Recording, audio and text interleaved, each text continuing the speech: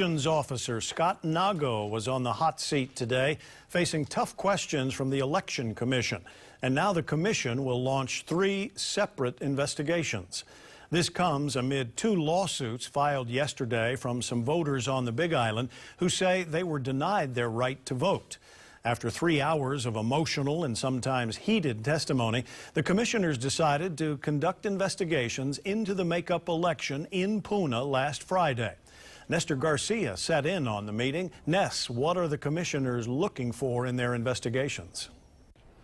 Joe, even after there were calls this morning to fire Nago, the commissioners decided to hold off until after they looked more closely into how and why Nago reached his decision to hold that makeup election in Puna last Friday.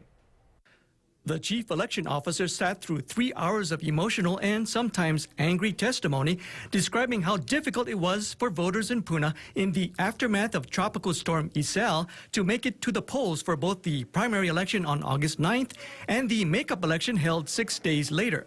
The commission heard first from Nago, who defended his actions, saying he did what he could under the law and wanted finality to the primary election as soon as it was possible for voters in Puna to cast a ballot in person last Friday. Then came calls for the commissioners to fire him. Sometimes the law is not good enough. Sometimes empathy and some common sense needs to be applied, and I don't see it in this election. I'm here to repeat my request that the chief elections officer be replaced and be replaced now. I think it's imperative. I believe that the integrity of Hawaii's election process is in jeopardy. After 3 hours of testimony and after a closed-door executive session, the commissioners emerged and decided on 3 investigations into the conduct of the chief elections officer. One will center on Nago's decision-making process. A second will look into the conditions leading up to and on the day of the makeup election in Puna. And the third will try to come up with a way to prevent another last-minute discovery of ballots.